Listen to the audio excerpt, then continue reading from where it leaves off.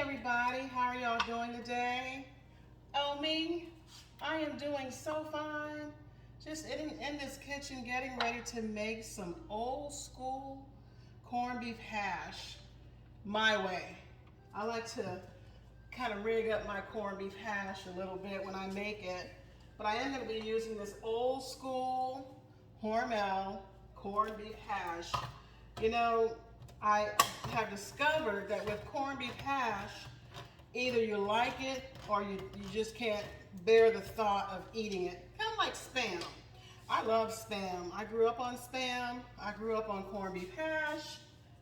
Tastes really good. I have no problems with it. But I don't really cook it the way my parents used to cook it. I kind of spice it up just a little bit, make it my own, y'all. And I like to try to stretch it out too, so I'm gonna put some potatoes in here. I have some diced hash brown potatoes that I'm gonna be using, just to kind of stretch it out a little bit. Just a couple of handfuls, not too much. Oh, that's 2 handfuls. I'll do 3 handfuls. I like to really stretch out my corned beef hash so I can, have it 2 or 3 meals, you know what I'm saying? So nowadays, it's all about trying to make things stretch. Let's see, put this on. I guess I'll put that on a medium high. And I like to put garlic powder in mine. A little bit of onion powder. Some black pepper. I will probably put just a pinch of salt in it. Also, corned beef hash has a lot of sodium in it, so I'm gonna have to taste it before I add some salt. Actually, let me go ahead and grab my salt. I will put a little in here, but definitely not a ton, because yeah, I don't want my breakfast to be salty or anything. But y'all know what? I also like to put fresh onion in mine. Sometimes I put fresh garlic in it. I'm gonna put some of these chili peppers in there that I got from the Mexican store, grocery store, Los Mariachis or something like that. I'm saying it the American English way. Los Mariachis. I think that's what you call it. So these are just regular chili peppers. I was gonna use some chili pepper flakes, but I'm thinking, let me just use some of my regular chili peppers. They've been in the freezer just kind of languishing away over the past month. I'm gonna go ahead and cook those. I still haven't made my African red pepper sauce yet, but I'm going to do that very, very soon. And that is where we just take some tomatoes and onions and, a little ginger, a little garlic powder, some habaneros, or some, what do you call those peppers? They're not the Scotch bonnet peppers. And some oil. I guess just Crisco oil, I can use that. This will be my first time making it this particular way. I've tried to make it before, and it has been such a fail, but I found a really good recipe online.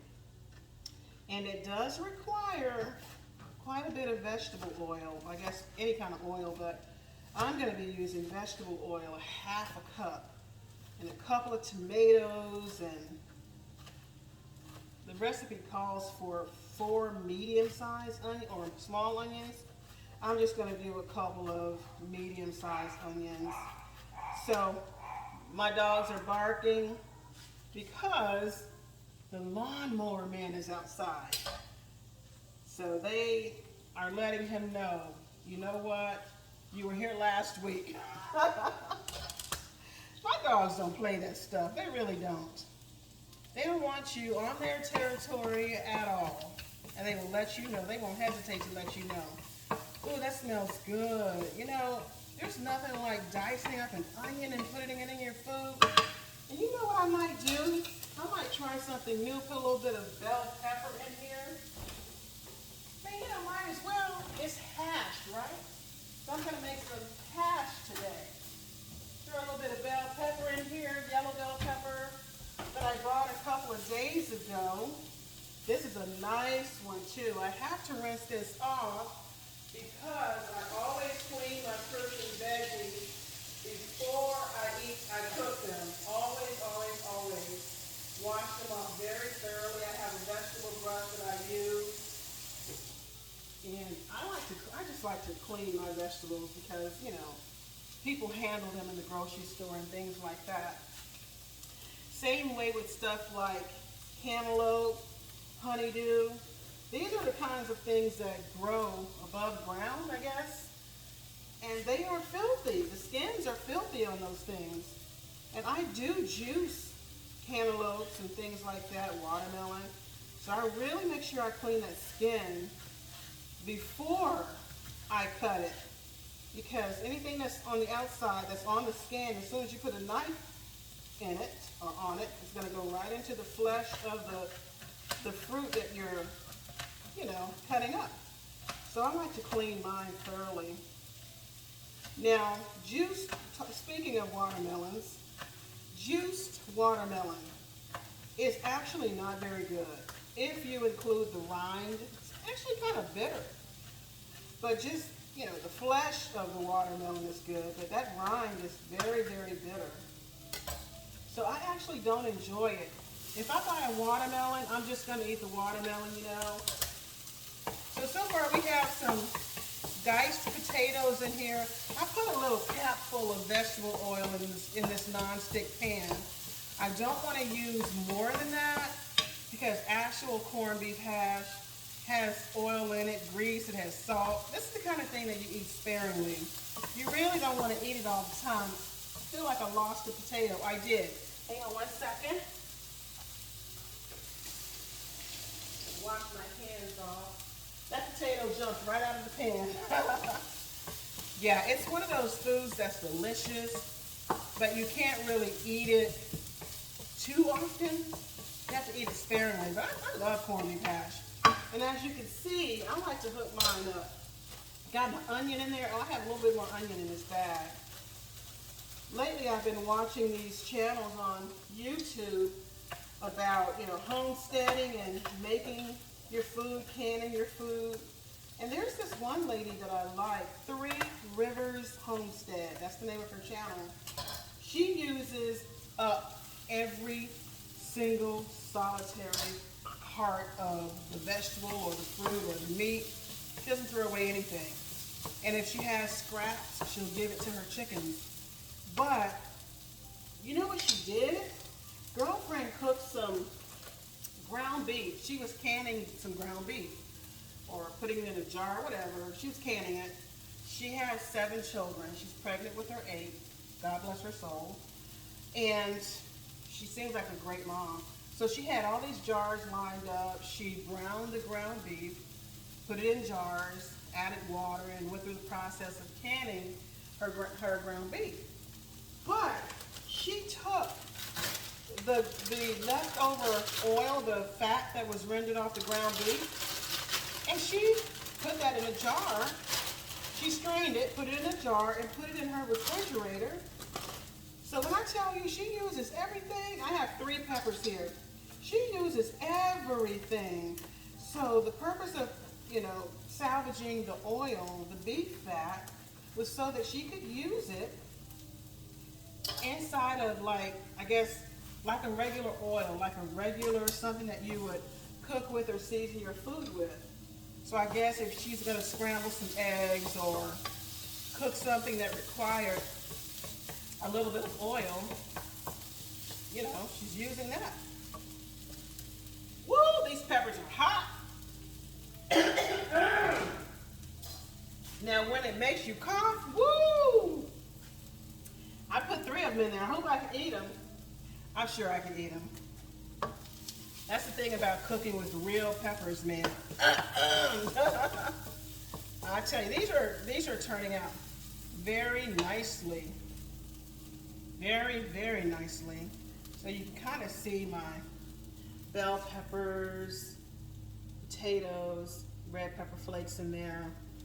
These potatoes, It seems like they're not partially cooked, but they're not like completely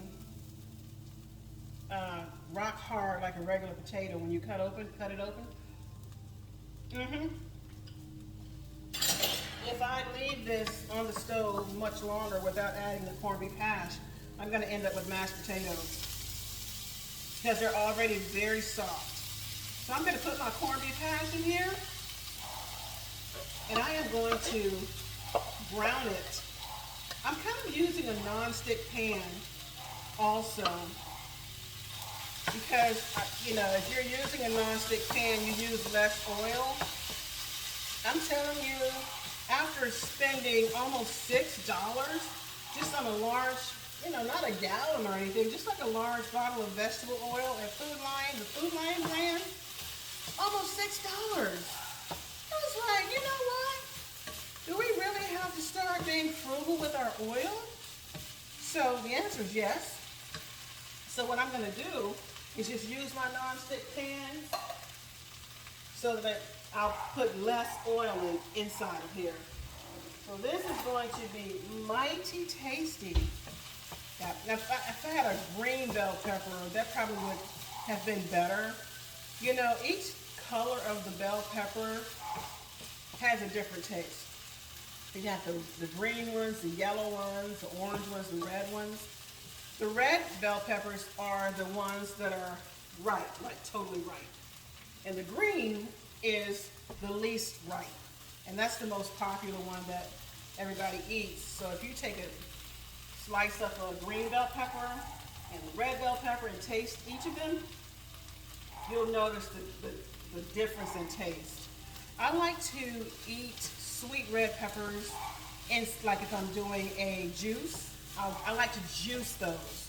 So whenever I'm juicing, I make sure I use the red one, or maybe an orangish red. I don't juice the green ones.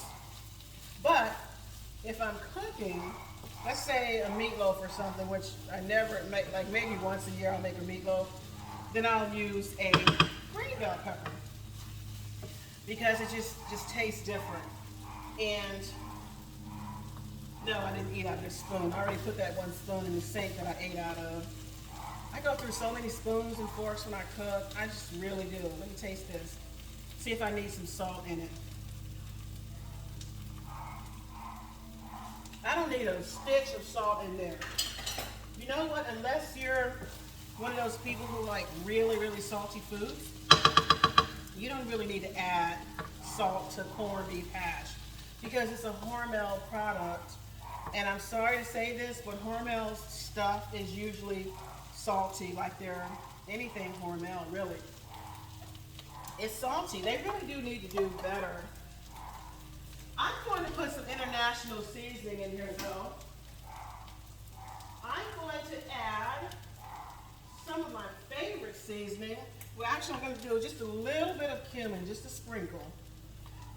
You don't have to eat boring, traditional corned beef hash in a can. That's my dog barking. I'm sorry. The lawnmower man is here once again. And my Charlie Brown is not happy. Now, this is a very low sodium product, this Latin American seasoning, and I love it. I just love it. I bought this in Texas. I'm almost down to nothing. I don't know if I will be able to find this here in this new state. I might have to, I'll try one Mexican store to see if I can find it there. And if not, I might just have to order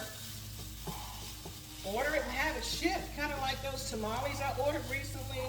And listen, it is not cheap to have food shipped. Those tamales that I ordered cost me $43 to have shipped. So that was a true splurge, but they were so worth it. I got so many meals out of those tamales because you can cut them up and put them in salads. You can add them inside of other recipes that you do. You can just eat them plain. You can throw some cheese and some jalapeno peppers. You can stretch them out, and they're so flavorful, so delicious. Ooh, this is looking good. You know how I like to eat my corned beef hash? Well, let me taste it. Let me get yet another spoon because yes, this is truly how I cook. I should probably start using plastic spoons so I don't have so many spoons to wash. All right, let me taste this.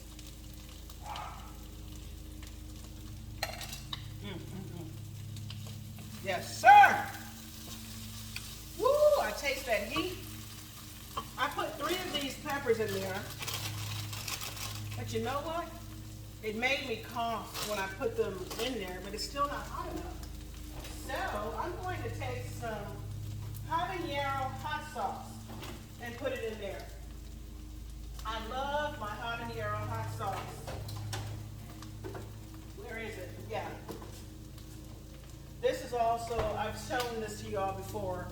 Bought this from the Mexican grocery store. This stuff is the bomb. I'm telling you right now, go get some. If you like habaneros at all, this is delicious. It's not too hot and it's not better than the African chili sauce, but it is good. And that African chili sauce is almost like the consistency and texture of the hot oil that you get from Chinese restaurants. So delicious, especially if the person who made it knew what they were doing. Some hot oils at these Chinese restaurants are disgusting. They just don't taste good. Just taste like they took some pepper flakes, put them in a little container, threw some sesame oil on it and called it a day. No. This hot oil that I'm going to be making has Maggi cubes or, bouillon powder, all kinds of nice seasonings, you know? You're going to do something, do it right. But the way I like to eat my corned beef hash is I like to make toast, plain toast with no butter or anything, and just spoon it on top of the toast. And take a bite out of it. Now look at how delicious. Oh my. Let me see if I can show y'all how this is looking. I like to cook it until it starts to look a little toasty. You know, that's how I like to cook mine. I'm gonna see if I can show this to you guys without spilling it. Look at that. Mmm. That looks amazing. Boy, that pepper. Woo, hold on, y'all. Woo, that stuff is hot. That habanero hot sauce, woo, it's making me cough. So my pets are in another room with the door closed, so they're not breathing this in. Ugh. Look, if it doesn't make you cough or if it doesn't make you tear up, it's not hot enough. So this is done. Woo! Turn this off. I don't know nothing about that. You ready to make some toast? I'll be right back, y'all, with my plate. Okay, everybody. I have my toast here. I toasted a croissant, just sliced it up and toasted it because I'm out of regular bread. And let's put a little bit of this corned beef hash on the plate here. Okay. Y'all, oh my goodness. Woo-hoo-hoo. Look at this dish. Yum. Woo! Yes! Got that nice buttery croissant. Woo! Doesn't that look delish? So y'all, go make some corned beef hash. Rig it up and do it your way. Peace out!